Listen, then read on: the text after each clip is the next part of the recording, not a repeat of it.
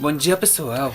Aqui com vocês Antônio João de Preto Fraco, jornalista da CNN, transmitindo pelo todo o Brasil e para a região também. Hoje, 30 de junho de 2014, o canal Velo Brasil da CNN tem como propósito de falar um pouco do que é o turismo e religião. Mas a primeira coisa que você deve se informar é o que é o Brasil. Sim, eu sei que você, cidadão, já sabe o que é o Brasil, mas não sabe a pessoa que é estrangeira, por isso vamos contar. O belo país é o maior da América do Sul, é o quinto maior do mundo. O Brasil tem 10 países com os quais comparte fronteiras no norte, sul e oeste. As Guianas, Suriname, Venezuela, Colômbia, Bolívia, Peru, Paraguai, Argentina e nosso amado colega Uruguai.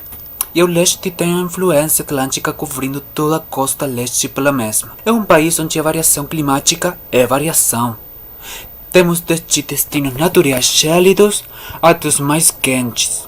A população do Brasil não tem necessidade de viajar para outro país, já que no nosso todos encontramos tudo. Não somente atrativos naturais, senão que há por distância muitos atrativos culturais como construções, música, costumes, etc. Segundo as pesquisas, o Brasil recebeu até o 2002 mais de 5 milhões e meio de turistas somente estrangeiros. Bom, depois de ter uma visão geral do que é o Brasil, vamos nos penetrar no que é o tema, tendo informação termo por termo até chegar à conclusão final. Para isso, eu vou apresentar a Damião Furtado, pesquisador e jornalista do jornal do Dia a Dia. Muito gosto, Damião Furtado. Eu sou o Antônio para seu prazer. Bom, o que nós agora devemos saber é o que é quando a gente se refere ao termo de religião, para depois definir o que é turismo e turismo religioso. Bom, Damião, agora troca para você falar. Obrigado, Dom Antônio. Bom, eu sou Damião Furtado, jornalista do jornal do Dia a Dia. Eu hoje vou falar do que é o turismo religioso, para que a pessoa possa ter uma definição mais concreta. Eu vou definir termo por termo. Bom, agora o que eu vou definir é o que é a religião. Religião é um conjunto de princípios, crenças e práticas de doutrinas religiosas baseadas em livros sagrados que unem seus seguidores numa mesma comunidade moral, chamada Igreja. Em todas as religiões pode encontrar um Deus onipotente. Em algumas somente um, definidas como teocentrismo, e em outras dois ou mais, definida como politeísmo. Para a gente aqui, a religião é a necessidade que tem o humano para o abrigo. É uma coisa onde a pessoa se envolve para sair da realidade por uns momentinhos. Muitas pessoas a procuram quando têm problemas, mas em outras é inculcada desde pequenos pela cultura, pelos costumes da família, etc. Para nosso pensar, a religião é um ato conduzido pela fé. A mesma é o sentimento na pessoa de acreditar em milagres, em que há alguma coisa, algum ser místico com o qual falar e confiar. Por mais que se falem de nomes diferentes e há uma variedade imensa deles, o Deus faz milagres em todas as religiões. Depois desta dica interessante, eu vou falar do que é a religião para o Brasil. O Brasil é um país que possui uma rica diversidade religiosa e caracteriza-se pelo sincretismo. Isto é a mistura da religião própria com costumes e crenças de outras. Por exemplo, a chegada dos escravos africanos à América Latina fez que eles adaptaram suas crenças e ritos, estabelecendo uma correspondência entre santos católicos e divindades africanas ou adaptando alguns rituais à tradição cristã. A Constituição prevê a liberdade de religião e a Igreja e o Estado estão oficialmente separados, sendo o Brasil um Estado laico. Ou seja, o Brasil não possui uma religião oficial. As pessoas têm direitos de escolher sua religião, e se não querem ser pertencentes de uma religião, o Estado não tem por que intervir nesse caso. Agora que já temos a definição da religião e como é vista pelo Brasil, eu vou dedicar-me a estudar o que é o termo turismo. O turismo é uma atividade onde se oferecem serviços e bens os quais são comprados pelos turistas. Eles são pessoas que dispõem de tempo livre, lazer e uma certa quantidade de capital. Segundo o MIT, o turismo são as atividades que as pessoas realizam durante suas viagens e permanência em lugares distintos dos que moram, por um período de tempo inferior a um ano consecutivo com fins de lazer, negócios e outros. Por fim, já temos a definição de cada termo. Agora vamos unir. O que é o turismo religioso? Bom, o turismo religioso é muitas ramificações do turismo, como é o turismo da natureza, histórico-cultural, ecológico, rural, de esportes, da praia e sol, de neve, etc. Este turismo tem como motivação fundamental a fé. O turismo religioso faz parte do turismo cultural, onde o turista adquire novos conhecimentos através de manifestações religiosas, arquitetura de igrejas e museus sacros, ou seja, museus relacionados com os rituais das distintas culturas religiosas. Em nosso país, este tipo de turismo é principalmente feito pela população. São muito poucos os estrangeiros que vêm somente com o propósito de percorrer igrejas, conhecer danças religiosas, enfim, cultura da religião. Agora nós já temos finalizado os conceitos, mas vamos aprofundar um pouco mais no que é o tema, descrevendo alguns atrativos. Vou fazer lembrar, o Brasil tem muitos atrativos com respeito ao que é a religião, mas nós não vamos dar todos. Somente alguns para saber mais ou menos os lugares turísticos que oferecem temática religiosa. Uma festa muito nomeada no Brasil, principalmente no Nordeste, é o Bumba Meu Boi. É uma dança folclórica muito populosa no Brasil. Tem mistura de cultura europeia, indígena e africana. É uma das características culturais mais importantes da cultura brasileira, principalmente na região Nordeste. Surgiu no século XVIII como uma forma de crítica à situação dos negros e índios. O Bumba Meu Boi mistura elementos de comédia, drama, sátira e tragédia, tratando de mostrar a fragilidade do homem e a força bruta de um boi. É uma dança onde a gente pode encontrar personagens, tanto homens como animais fantásticos, que giram em torno de uma lenda da região. Um rico fazendeiro possui um boi muito bonito que sabe dançar. Pai Chico, um trabalhador da fazenda, rouba o boi para satisfazer sua mulher Catarina, que está grávida e sente uma forte vontade de comer a língua do boi. O fazendeiro manda seus empregados procurarem o boi e, quando o encontra, ele está doente. Os xamãs curam a doença e descobrem a real intenção de Pai Chico. O fazendeiro o perdoa e celebra a saúde do boi com uma grande festividade. Outra festa muito nomeada no Brasil é o Circo de Nazaré. Acontece anualmente no segundo domingo de outubro, na cidade de Belém do Pará.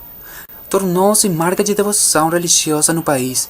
O Circo de Nazaré é um dos maiores e mais belos desfiles católicos do Brasil e do mundo. Reúne anualmente cerca de 2 milhões de peregrinos numa caminhada de fé pelas ruas da capital do estado, num espetáculo grandioso em homenagem a Nossa Senhora de Nazaré, a Mãe de Jesus. Sai da Catedral de Belém e siga até a Praça Santuário de Nazaré, onde a imagem da Virgem fica exposta para a veneração dos fiéis durante 15 dias. Outro atrativo muito nomeado são as igrejas da Bahia. A lenda diz que Bahia possui uma igreja para cada dia, mas pesquisas expõem que na atualidade não há 365 igrejas, senão que são 372. Nos bairros históricos, as igrejas católicas amontoam-se e, em muitos casos, levam o nome deles.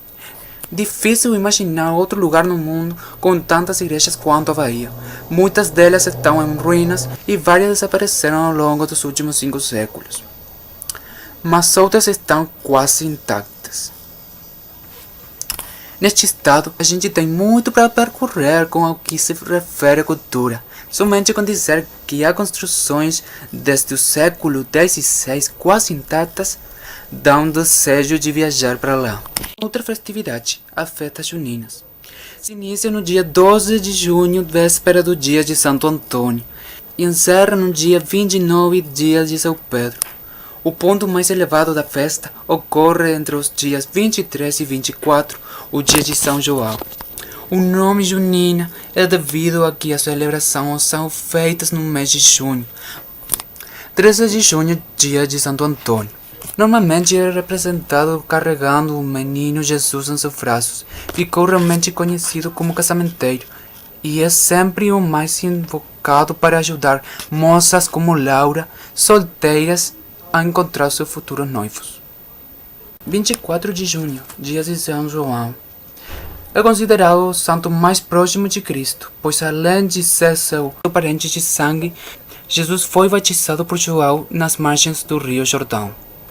É conhecido como santo festeiro, e nesses dias são realizadas muitas festas e comemorações cheias de danças. Um símbolo muito conhecido na celebração é a fogueira, a qual representa o nascimento de João. A lenda diz que no nascimento de João sua mãe pediu que acendesse uma fogueira para avisar sua cunhada Maria do nascimento de seu filho, e é por isto que se acende a fogueira no dia de São João.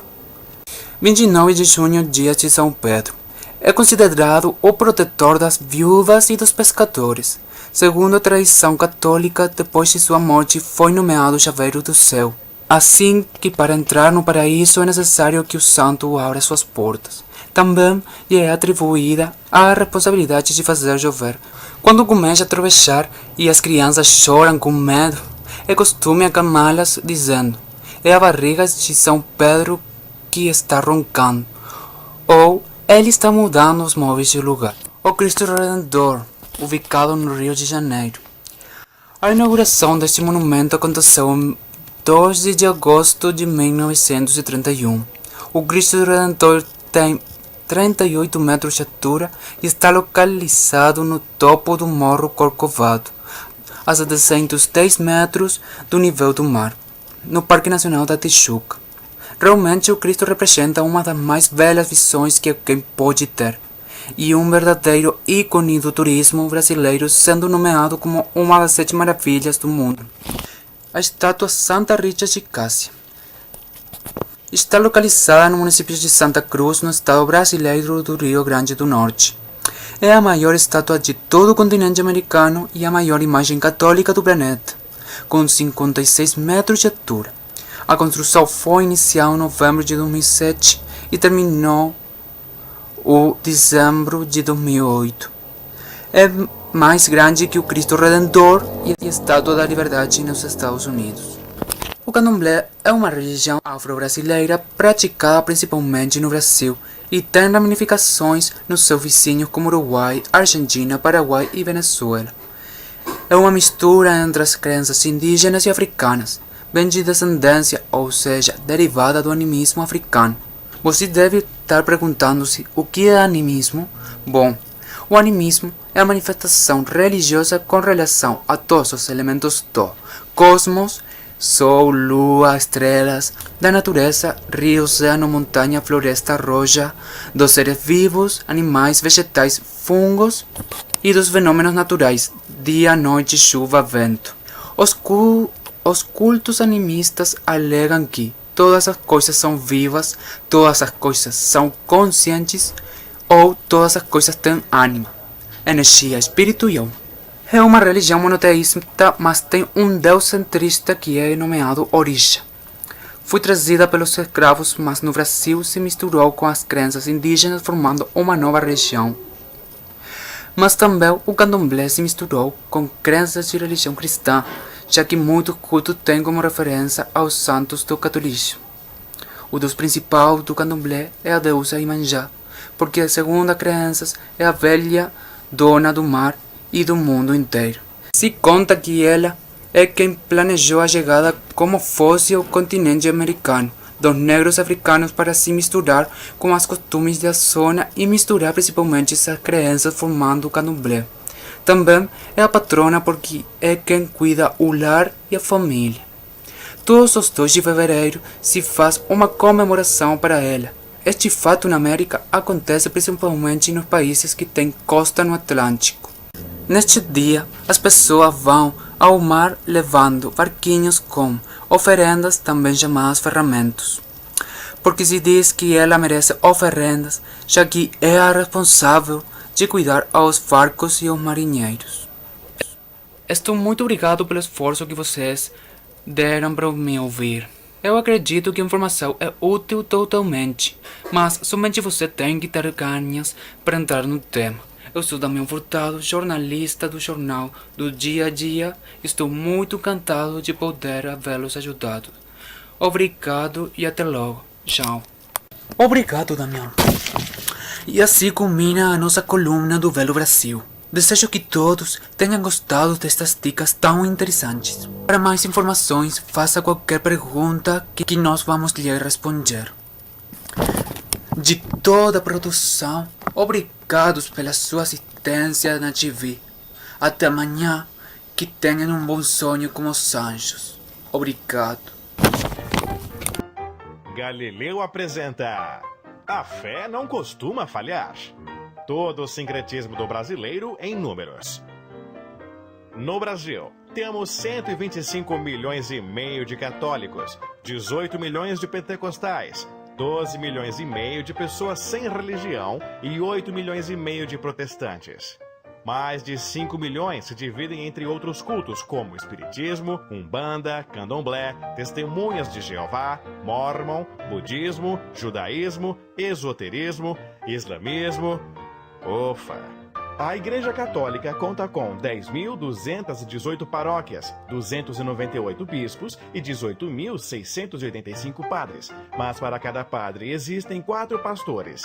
Diferentemente dos pastores, os padres têm de fazer voto de castidade, mas a teoria é muito diferente da prática.